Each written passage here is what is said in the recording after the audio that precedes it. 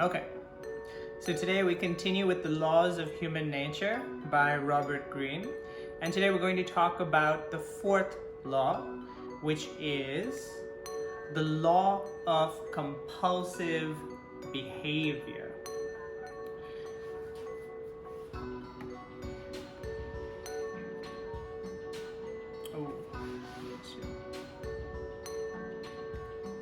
Okay, so here's the law. People never do things just once. They will inevitably repeat negative patterns.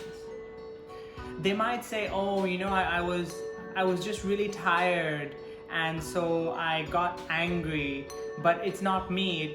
I'm not that kind of person. It's so surprising that happened. But in reality, it is them, it is part of their character, and that is something that they repeat. I want to start with the example of a neural circuit, right? A circuit in our brain. When we are first learning to do something, we have to create a neural network, a network of brain cells that will send signals to each other. And as we practice, as we do that thing again and again and again, that network becomes stronger and stronger and stronger. Let's say, for example, you are learning how to walk. The first time you take the first step, you stand up, you fall, you stand up again, you kind of find your balance, and then you take another step. What you are doing is you are creating this neural network, and the more you practice walking, the stronger that network becomes, because you repeat the process again and again and again. And eventually it becomes an automatic process. That network is so strong that you don't have to think about it. It can automatically be used anytime you want. It's like an example of a road. When we first are building a road, let's say we first have a small dirt road and people start using the road, and slowly, because people start using it, it gets a little wider, a little wider, a little wider. Eventually, people pave the road and they make it 2 lanes, 3 lanes, 4 lanes. Eventually, it becomes like an avenue or like a highway, and you can use it. Many people can use it. It is fast and easy and convenient. Very similarly, our patterns or our habits are like that. Our character is like that. We do the same things over and over and over again, and they become automatic.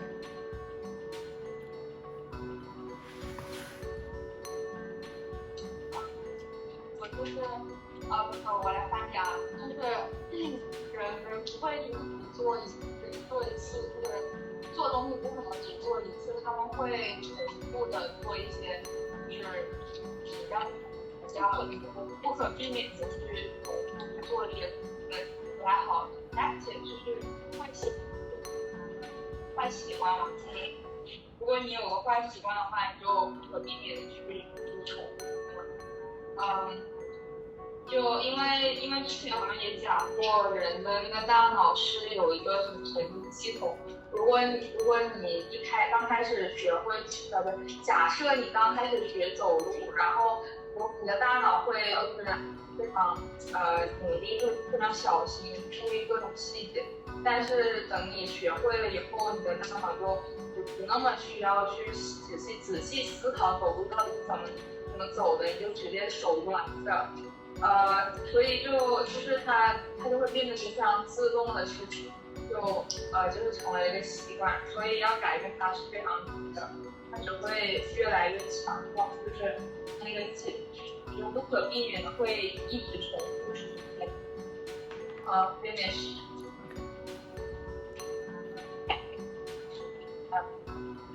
So now I want to give you an example from the book. The example is about a man called Howard Hughes Jr. And he was an American businessman. His story is quite interesting because it shows you how his character repeats itself. So when his mother was giving birth to him, she nearly died. She realized that she could only have one child. And so she paid much attention to him. She worried about his health, and she controlled everything about his life, what he could wear, who his friends were, what he did in his time. As a result, he was a very shy and nervous boy. So his mother, as we can see, and we've talked about this before, his mother enmeshed him. She paid too much attention to him. And his father, on the other hand, when he was young, his father started a company called the Hughes Tool Company. And his father was always away on business. And that company became big and successful. But because of that, his father worked very hard. And because of that, he didn't spend much time with his father. He really respected and admired his father, but his father was not there very much. So we can see that his mother enmeshed him and his father sort of abandoned him. And as he became older, when he was a teenager, he became very polite and very obedient. He would listen to his mother, he would listen to his father. And all of his relatives were very happy to see that he was such a polite, gentle, obedient young man. But when he was 17 years old, suddenly his mother died.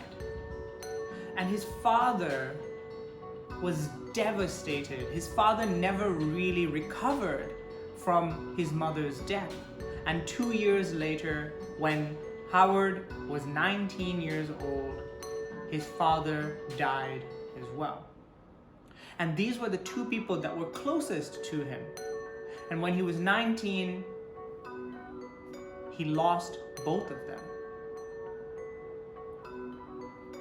Lewis.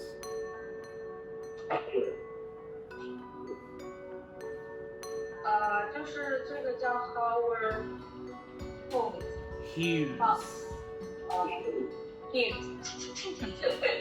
Hughes， 他是一个商人，但是他在小的时候，他妈妈在生他的时候就是还吧，然后就差点去世，所以他就很珍惜这个小孩，所以就是小的时候就一直很就是怎么说有点过于关心。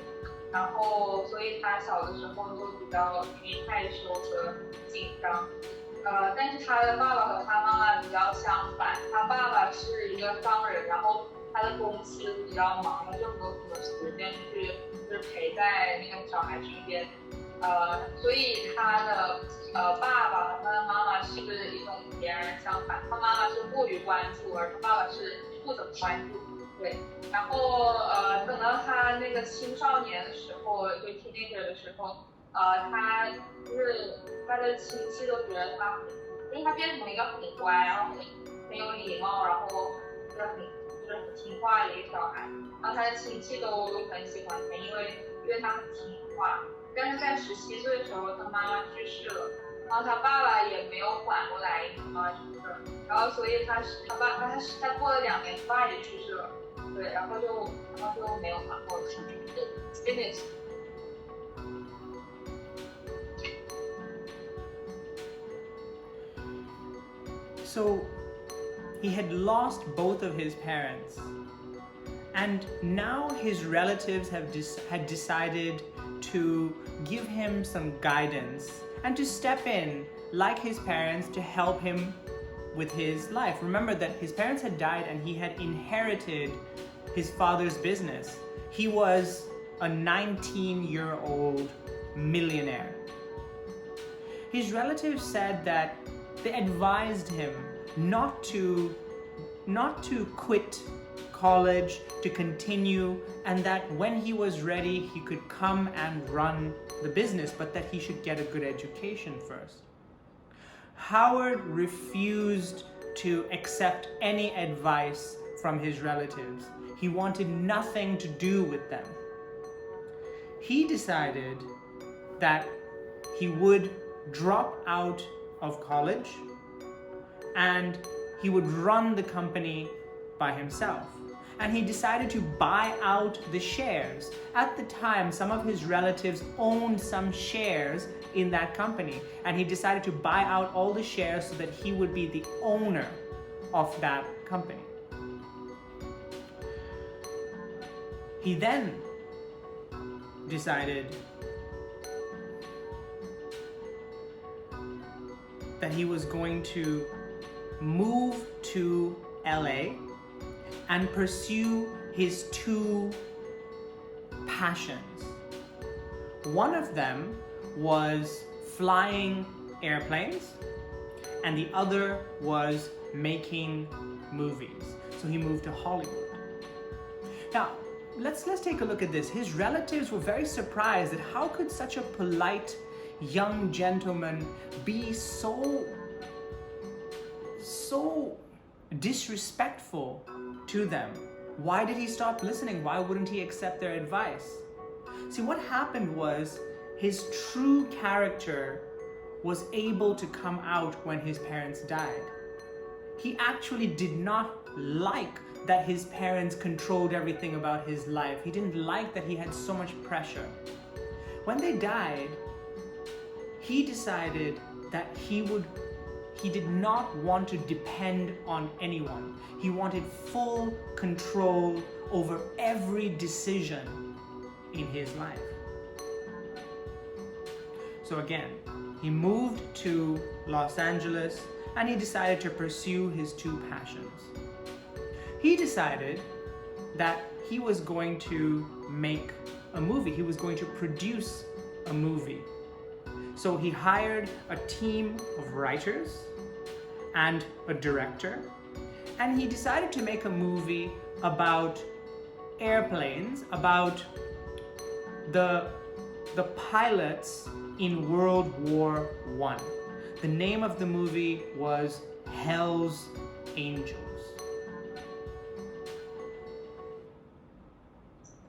Lewis.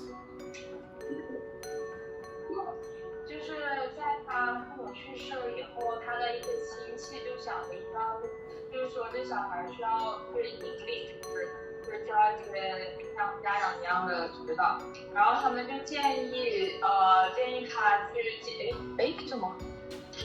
就建议他去读大学，就是让他去读大学，但是他不读，然后他就不听他那个亲戚的话，他就自己就是那个辍学了，然后买了一些他亲戚的股份，然后就辍学去美国山西，然后想拍电影。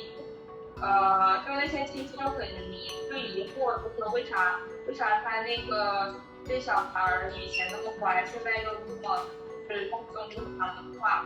其实是因为他父母去世以后，他的真实的人格就不可及了，人格就可以得到解放。就是他其实不希望他的父母一直掌握他的一切，所以他决定以后的所有事都自己做。所以他就去拍电影，然后拍了一个关于飞机的电影，对，这件事。So this was 1927. He decided, I want to make this movie called Hell's Angels. When the movie first began filming, he didn't like the way that the director was directing. So he decided, I'm going to fire this director. And he found another director who knew more about airplanes, and he decided to work with this man. But after 2 months, that director quit. The problem was that Howard Hughes kept calling them and trying to give them suggestions and advice and basically trying to direct the movie. But he was the producer. He had no experience directing movies, and the directors didn't like that he was trying to manage them. So he lost the first director. The second director quit. And then he decided, you know what? I'm going to direct this movie by myself. And when he decided to do that, he started focusing a lot more on capturing the shots of the airplanes and the explosions. It took years.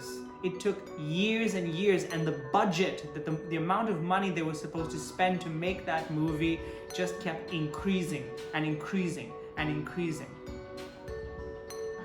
Remember, his character was all about control. He wanted control over everything. During those years that he was making that movie, he had disagreements with every head of department related to the movie making. And he argued with them, and he probably fired most of them and decided to do their jobs instead. He decided that he was going to do everything by himself. 3 years, it took 3 years. In 1930, the movie Hell's Angels was released. Audiences who watched the movie thought that it was amazing. Now, the story was a mess. It just didn't make very much sense. But the audience loved it because in 1930, to watch a movie about airplanes and explosions, they were impressed. They had never seen anything like this before. And so his reputation was born. This is an amazing filmmaker. He's an amazing filmmaker. He's an amazing businessman. He's a producer. They didn't pay attention to the fact that he spent millions and millions of dollars making the movie, and he actually lost money. The movie never made a profit. But they liked the movie, and he had a reputation. Lewis. 就是他开始拍那个电影了以后，他就把那导演给炒了，因为他觉得那导演不符合他的那个要求。然后呢，他就又找了一个更了解飞机，就是航空这些的一个导演。然后，但是呢，那个导演就是后来也离开了，因为他觉得就是这个人他很想掌控一切，但因为他是导演，但是那个Howard Hughes 是这样，他的这个就是 producing 就是出品的人，所以他根本就是他觉得他没有导演的那个经验，所以他就走了，他觉得就是半成。然后所以他就开始就是自己在那边搞，因为他的那个童年就是经常被就是掌，然后他现在就是他那个人格出来以后，他就想掌控所有的事情，然后他就什么事都想自己做，然后他就就是这个电影就花了越来越多钱，因为他其实也没有钱，然后花了很多钱以后，他那个电影就这种上映了。然后大家很喜欢，因为在那个年代，就是因为飞机那些东西都不常见，所以如果有个电影是讲飞机和航天这个，他们就很开心，就觉得很稀奇。但是由于他花了很多钱，所以就是在这个电影制作上面，所以他其实电影是做导演也不赚，所以他也没有赚到很多钱。但是他得到很多名气，就是因为那个电影那件事。All right. So now it was the 1930s. He had released this movie, and people knew who he was. This was the beginning of his reputation. He then started to fly airplanes, and he wanted to break world records for speed. And he did. He flew airplanes very, very fast, and the newspapers said that he broke records. And this helped him to gain an even more powerful reputation. What an amazing man. Remember that his passion, one of his passions, was airplanes. Because of his reputation, because of, well, the success of that movie that he made, he decided, now I'm going to open an aircraft company, and I want to manufacture airplanes. He had money. His original business, his father's original business, Hughes Tool Company, was still very profitable. It was doing very well, and he took money from that and invested it and started a new company, Hughes Aircraft. He decided that he wanted to manufacture airplanes, and the best way to do that was to get government contracts to make airplanes for the military. This was the beginning of World War II, and he luckily was able to convince some people in the military or in the government to give him $18 million to manufacture 3 large transport planes. They told him, if you're successful, if the planes are done properly and in time, we will start putting in more orders and you will have to manufacture more and more and more. And this would bring success to the company. So he hired more people to run this company, and the departments became larger and larger. The number of employees became larger and larger. But the company, there were a lot of communication problems between the departments because all of the communication had to go through him. He wanted to oversee everything. He wanted to manage everything. He wanted to make all of the decisions. Remember, he wanted full control. He couldn't trust other people.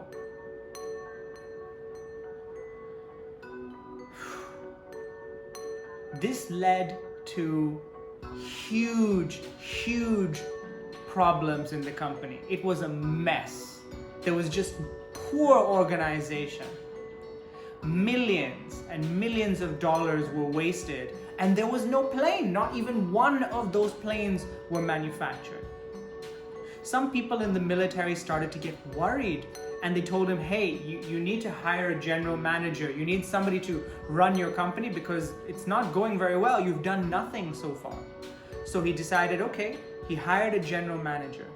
And he told the general manager, you have full control over the company. Please, let's produce these airplanes. The general manager was a little worried because the problem was that even though Howard Hughes said you have full control, Howard Hughes would hear what the general manager had decided to do, and he would try and change these decisions. He would call the general manager and say, no, you can't do that. You need to do it this way. He kept on meddling. He kept on micromanaging. He kept trying to control everything. Eventually, the general manager quit, and he tried to hire another general manager, and that general manager quit as well. Many of the good engineers that worked in the company quit as well. It was just impossible to work for him. By the end of World War II, nothing was done, and the military had to cancel their contract.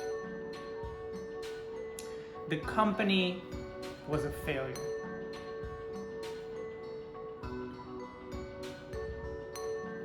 Lewis. 就是他在那个电影做电影，然后得到很多名气以后，他决定就是他要参加了一些就是他说他要打破什么吉尼斯世界，就打破世界纪录，然后他就去开飞机，然后开飞机他开得很快，然后就也打破了世界纪录，然后然后又获得了很多名声。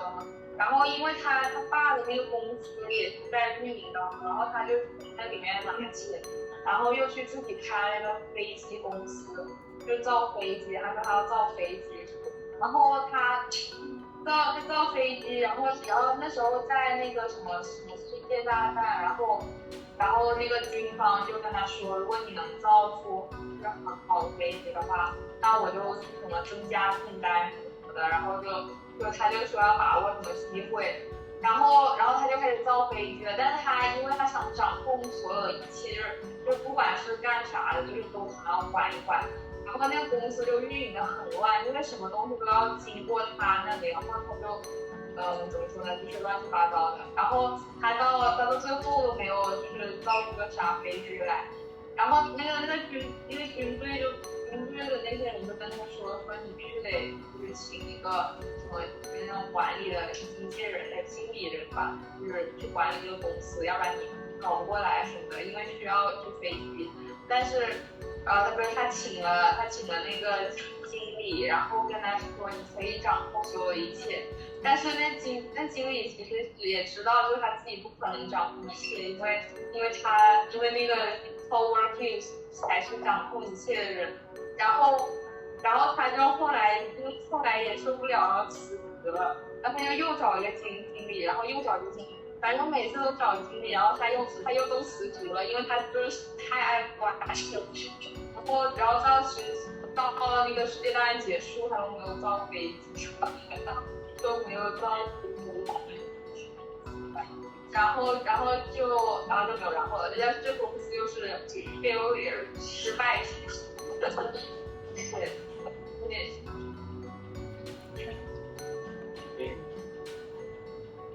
All right.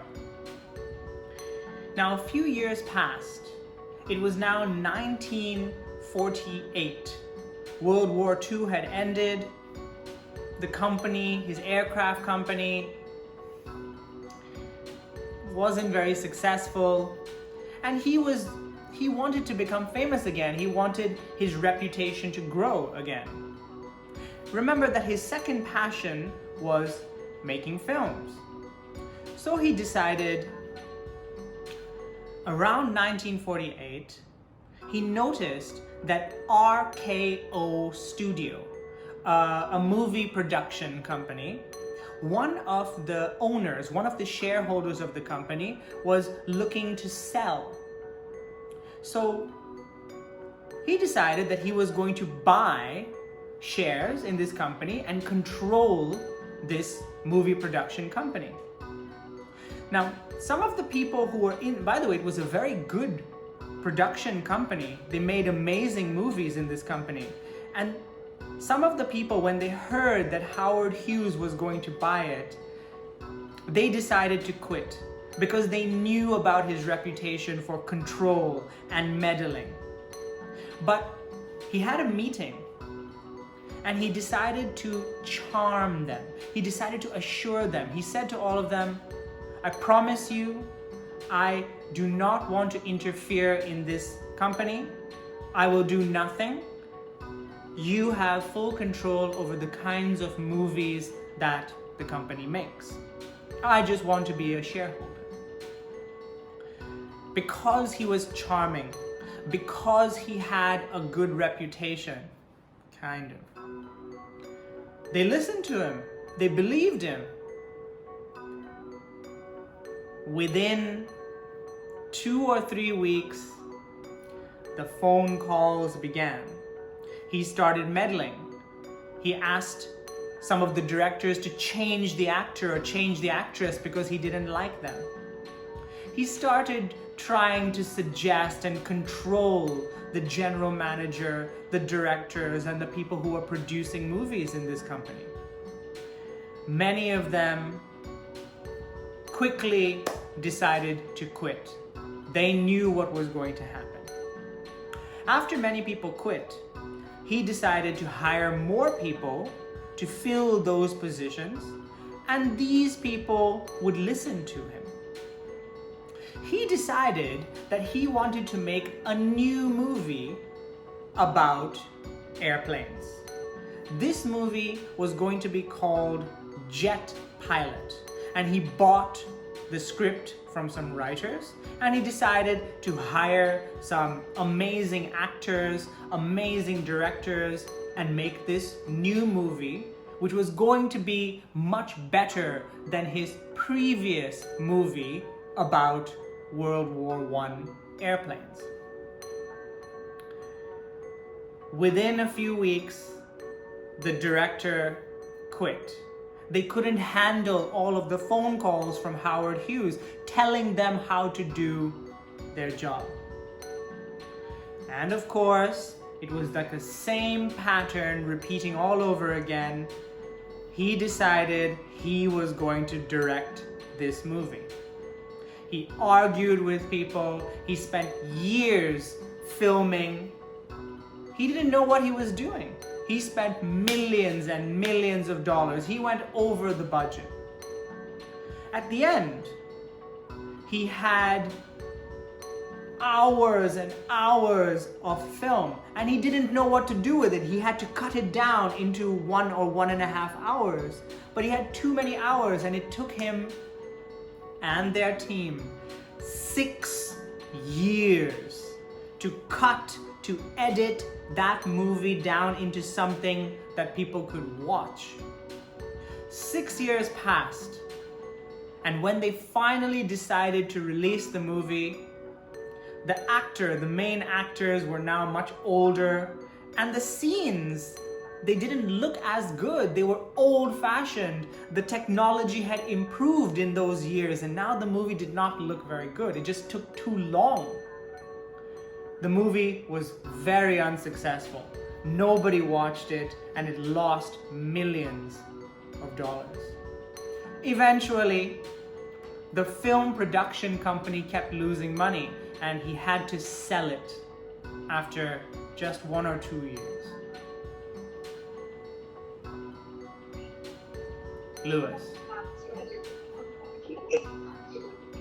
就是他在坐那个飞机坐失败了以后，他就又说他要去搞电影，然后他就是搞电影那些人一听到他要搞电影都退出了，然后就只有他一个人，然后他就决定自己去一个人去搞电影，但是他每一次都请一个人，他就想要上空气，然后那些人就受不了他，然后就跑了。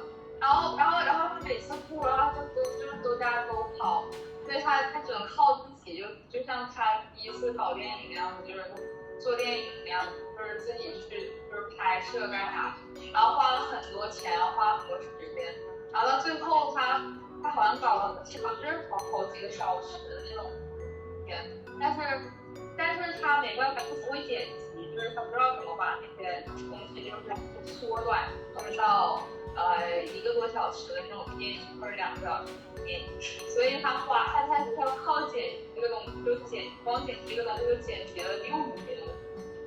有这么久吗？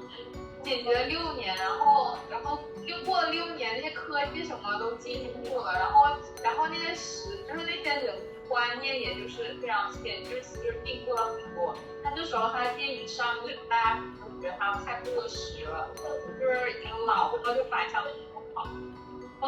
然后他就赔钱了呗，他就又花了时间，又花了钱，所以就是那种很惨的失败了。Yes, finish. So, from this example, what we see is that people do not do things just once. We all have characters. We all have these patterns that we repeat. And just by looking at people's reputations, Howard Hughes had an interesting reputation. He was famous, he was a millionaire, he could fly airplanes, he could make movies.